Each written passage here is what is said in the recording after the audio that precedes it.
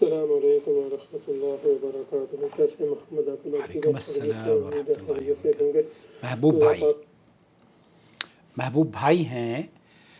کال کر رہے ہیں یو کے سے۔ چلیے یہ میسج۔ آپ نے حفظ و امان میں رکھیں، جزاک اللہ خیر، احسن الجزا۔ آمین۔ آپ نے جو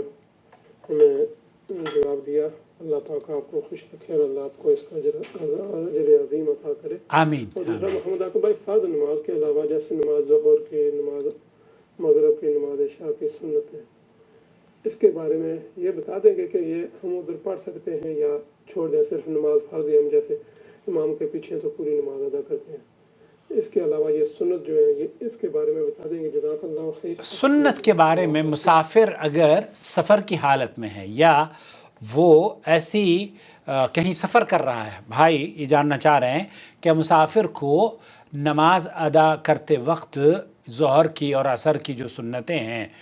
وہ پڑھنی چاہیے یا نہیں پڑھنی چاہیے؟ سماحت الشیخ عبدالعزیز بن باز مفتی مملکت سعودی عرب سے پوچھا گیا تو انہوں نے یہ فرمایا کہ مسافر جتنے چاہے نفل ادا کر سکتا ہے، اس کے لیے نوافل ترک کرنے مسنون نہیں ہیں، لیکن جو چیز آپ کو سمجھنی ہے وہ یہ کہ صرف نماز ظہر کی پہلی اور بعد اور مغرب اور عشاء کی سنن مؤکدہ ترک کرنا مسنون عمل ہے۔ جو نماز کے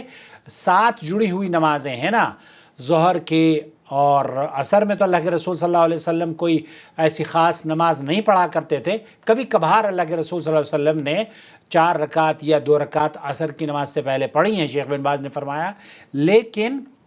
اس کے علاوہ یہ جو ظہر اور عصر کی سنتیں ہیں، اس کے علاوہ اگر کوئی پڑھنا چاہتا ہے تو یہ تو مسنون عمل ہے۔ سنتوں کو چونکہ آپ کس لیے سنتیں پڑھ رہے ہیں؟ اللہ کا تقرب حاصل کریں، یہ اللہ کا تقرب حاصل کرنا ہی ہے کہ آپ سنتیں نہ پڑھیں، تو یہ افضل ہے کہ آپ سنتیں نہ پڑھیں، لیکن اس کے علاوہ باقی سنتیں مسافر ادا کرے گا۔ صحیح مسلم میں ابو قتادہ رضی اللہ تعالیٰ عنہ سے مروی ہے، نبی کریم صلی اللہ علیہ وسلم سفر میں فجر کی سنن مؤکدہ ادا کیا کرتے تھے، اور اسی طرح یہ بھی ثابت ہے کہ نبی کریم صلی اللہ علیہ وسلم نے فتح مکہ کے موقع پر صلاۃ الضحیٰ کی 8 رکعتیں ادا کی تھیں، صحیح بخاری اور مسلم میں ہے۔ اور اسی طریقے سے شیخ بن باز اور شیخ محمد صالح العثیمین سے پوچھا گیا، انہوں نے کہا رہا سنت مؤکدہ اور سنتوں کا مسئلہ، چنانچہ میں نے سنت میں پائے جانے والے نوافل پر تأمل اور غور و فکر کیا تو مجھ پر یہ بات ظاہر ہوئی کہ ظہر اور مغرب اور عشاء کی مؤکدہ سنتیں ادا نہیں کی جائیں گی، یہی سنت ہے، لیکن ان کے علاوہ باقی سنتیں اور نوافل ادا کیے جائیں گے، مثلا فجر کی سنتیں اور وتر اور قیام اللیل اور چاشت کی نماز اور تحیۃ المسجد، حتیٰ کہ باقی مطلقاً نوافل بھی ادا کیے جائیں گے۔ سفر میں مؤکدہ سنتیں ادا کرنے والے شخص پر ابن عمر رضی اللہ تعالیٰ عنہ نے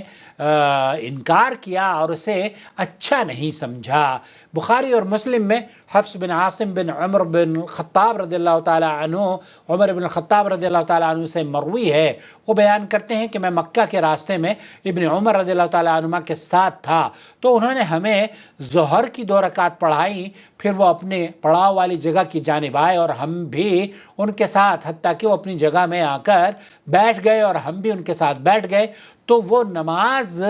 والی جگہ کی طرف متوجہ ہوئے اور کچھ لوگوں کو کھڑے دیکھا تو کہنے لگے یہ لوگ کیا کر رہے ہیں؟ میں نے کہا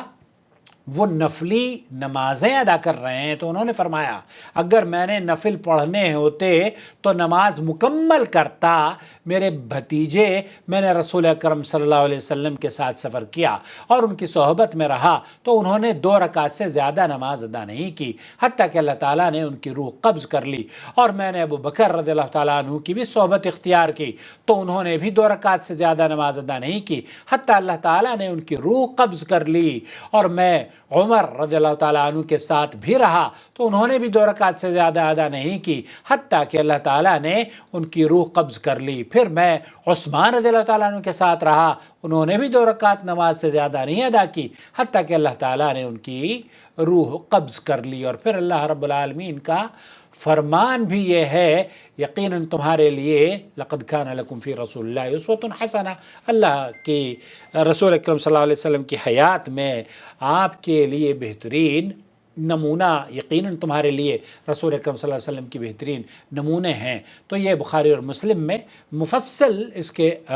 محدثین نے نقل کیا ہے۔ تو افضل یہ ہے کہ آپ نہ پڑھیں، البتہ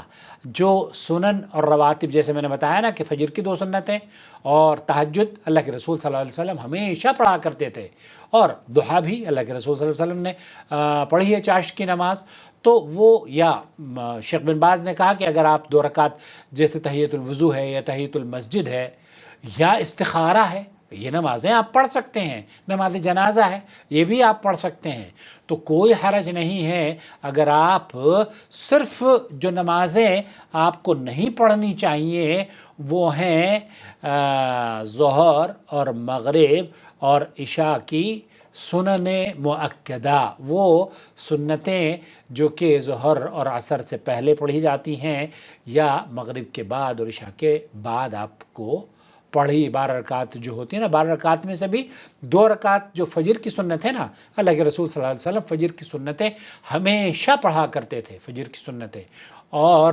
باقی تمام سنتوں کو نہ ہی پڑھنا افضل ہے۔ تو کیا آپ کو کرنا چاہیے؟ جب یہ رخصت ہے اللہ تعالیٰ نے دی ہے آپ کو، تو اس رخصت سے فائدہ اٹھائیے۔ مجھے امید ہے وضاحت ہو گئی ہوگی، مجھے یہ بھی امید ہے کہ آپ نے ہمارے چینل کو سبسکرائب کر لیا ہوگا۔ میک شور کہ آپ سبسکرائب کر چکے ہیں۔